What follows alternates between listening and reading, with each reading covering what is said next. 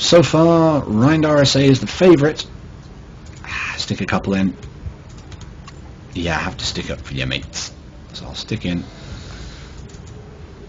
I don't actually know how many chips I'm putting in.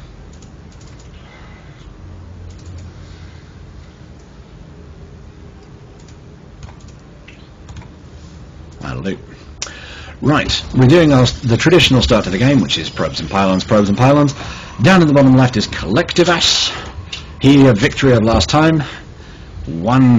A streak of one, hardly said to be a streak. Both pylons going down at pretty much exactly the same time. All very standard, all very normal. We have ourselves a nice little worker going up from Rind. He's trekking his way across the map to Collective's base, trying to work out what the hell his opponent is doing, and also having to navigate around this massive thing of rocks in the middle, which is so much easier to get rid of once you have a few forces to spare. We've got ourselves a gateway going up for both players. Rind RSA slightly further ahead, but again it's only by a few seconds. Dat worker coming in, Collective sees it, I'm sure, and has sent his own worker out to find out what his opponent is doing. And at this point I'm thinking that I'm not entirely certain why.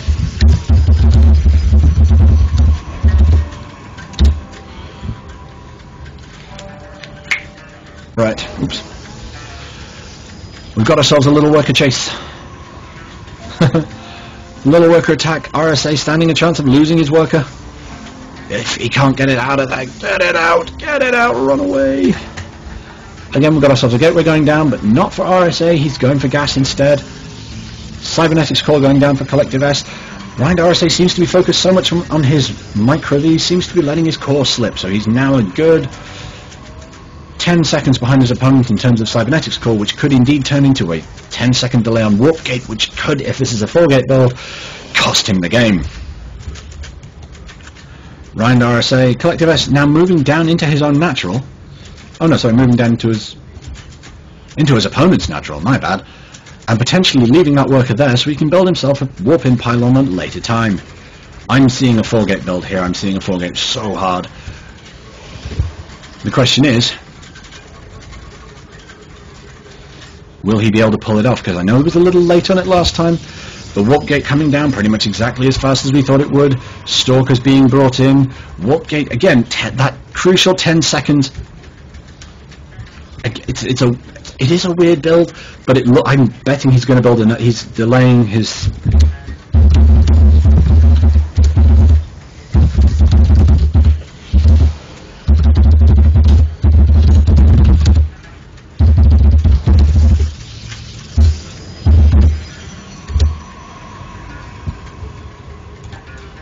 Oh, he's building a robo. That's fun. So why is he building a robo? What builder is this? Bearing in mind that at the moment both players are deliciously supply blocked.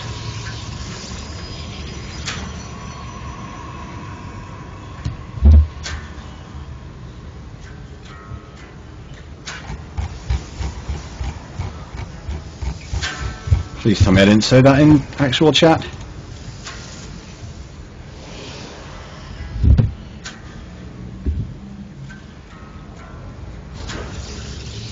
Oh, Huxley's gone. Bit of a shame. Huxley was a nice player to watch play. Got ourselves some more gates going down for Collective S. Got ourselves some more gates going down for RSA, who has his Twy-Cow up, but nothing's researching at it. And Rind RSA is now building himself a Dark Shrine, which presumably means he's going to try and kill his opponent with the delicious killing of cloaked units, I guess. The question is, will Collective S have produced himself an observer by that point?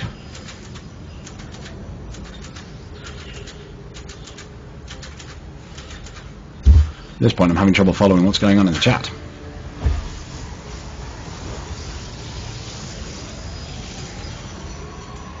Gotta love that PvP hate. The Dark Shrine's coming up. And he'll be able to warp in DTs in not very long. Rind RSA pushing out. He has a worker, and Collective S is going to lose a Zealot. I see at this point the betting going heavily in favour of Rind RSA.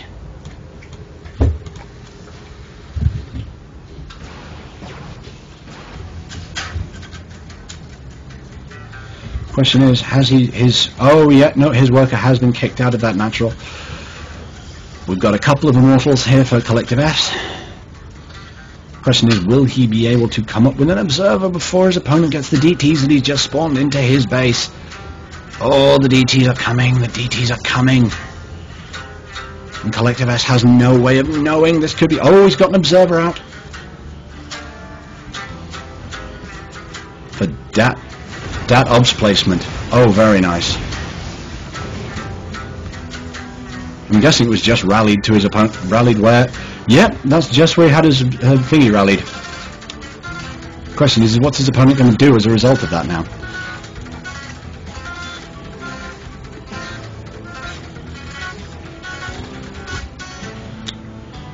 I'm actually I like to believe that was just lucky, but ooh, I don't know.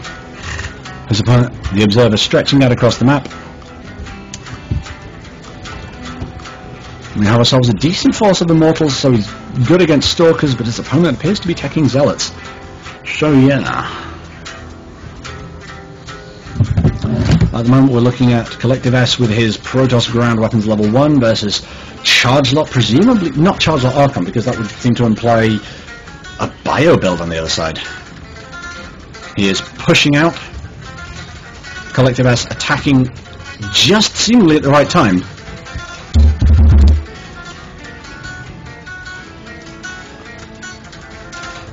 And he's pushing forward. Oh no, his opponent coming at him. Presumably he saw that coming from the observer. Why is he pulling all the way back though? If he pulls all the way back in there, then it'll cause him all sorts of problems. What can he see? Oh, that's a dead probe for starters. The observer following things back.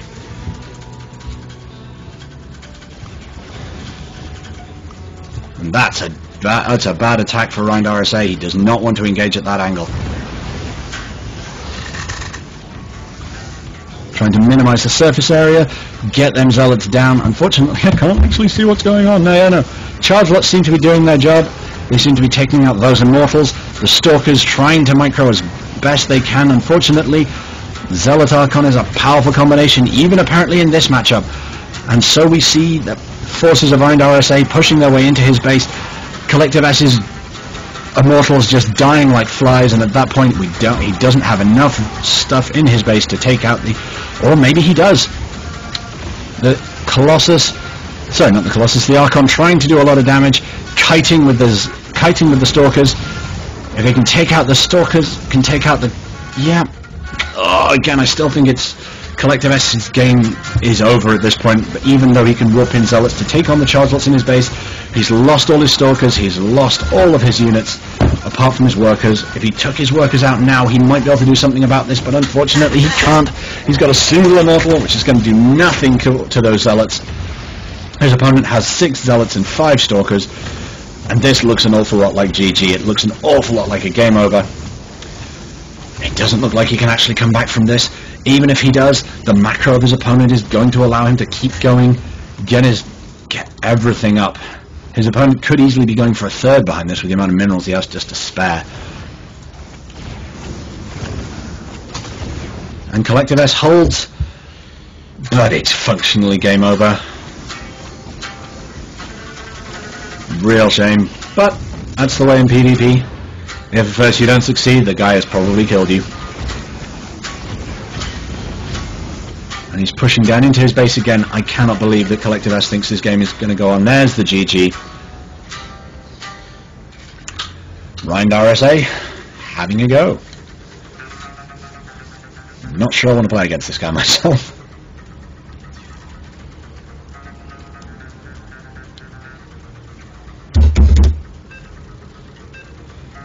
Ooh, we've got Fiach versus Rind RSA. Only 2 players wanting to play. What will happen?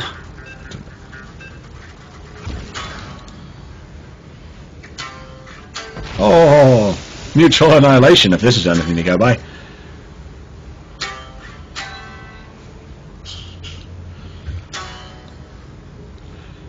So, in the bottom left, we have Rind RSA playing as the random player with his Zergy build. In the top right, we have Fiach, who was Zerg before and will be Zerg again. And Rind RSA being a baller, telling his opponent precisely what he has. So far the betting favouring Rind RSA, but Fiach is more of a Zerg specialist, so this might favour him. He did mention earlier that his PvP wasn't great, but he didn't say anything about the other builds.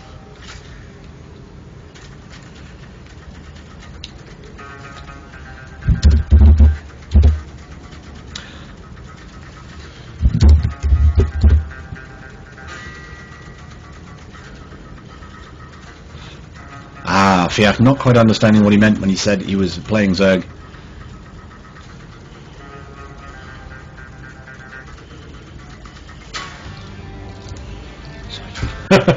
Zoig! Which is what happens when you get Zerg from Chicago, I guess. And the two overlords meeting in the middle, saying hello, going past, because that's what happens in ZVZ. You end up with an opponent who puts their overlord in your base, and until you get queens there is precisely nothing you can do about it. We have ourselves also what appears to be a drone scout from Rind RSA. Not entirely certain what he's hoping to achieve with that, because his overlords will be able to get him just as much information without losing him that valuable worker. Unless he's planning on expanding to his opponent's natural, this could be a bit of a mistake. But hey, there's an overlord going in, there's an overlord going into his opponent's natural. And it looked like a scout, but actually it was to build a base, and he's not going to deny the hatch. He's going to try, but it won't work. And unfortunately, I suspect that will be a hiding to nothing. Turns out workers are capable of taking down your opponent's base, not very good at it though. And I'm still confused as to why Rind RSA has a Protoss icon when he's actually playing Zerg, but never mind. And that's a hatch going down for Rind RSA as well, which Fiach well knows because his overlord can just look at it. There's not a lot to be said there. At the moment we have pools, but everyone seems to be going for a bit of a macro style. Fiach slightly ahead on the first queen, slightly ahead in terms of worker counts, and we know it's worker counts because no one's built anything other than workers yet. Fiach also has an extra lava, which is fun, means he's not spending them. Fisk, fisk. There we go, that's that gone. So, and now we see Rind RSA taking that drone home, presumably having nicked a few minerals from his opponent. Unfortunately, it doesn't seem like worth it. An extractor coming up, so we're looking to see either Zergling Speed or something more tech. I'm guessing Zergling Speed, possibly Banelings. Let's see. Two queens now being made by Fiach, presumably for the fun of creep spread. One being made at the natural, one being made at the main.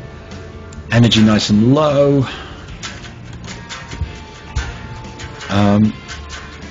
Let's see, what have we got? Again, this is a very mirrored up match. Like pretty much everything one does. I think Fiach's got the edge in terms of workers by now, not a massive distance, but a noticeable distance. And oh yeah, Rind RSA having to unsupply block himself so that he can actually build anything at all. Fiach spreading dat creep. On that red versus green. Interesting note, we have an overlord standing at the back here, spotting the pool, spotting not much else though. So if he decides to go for another part of the build, the question is, oh, can Fiach actually see that overlord? No, he can't. The overlord's sitting just out of range, giving him that information. If that's what he wanted to see. That's what he wanted to see right there, was that extractor. Rind RSA now knows his, oh!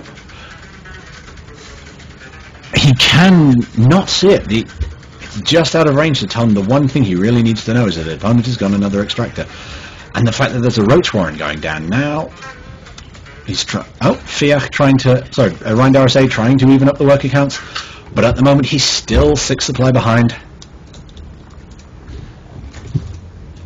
And yeah, this is why the tabs are a little bit weird. You can see an awful lot, but you can't see anything particularly useful. And that overlord could be destined to die if that queen can catch it. Creep team is coming down. Queen's trying to take that thing out. Will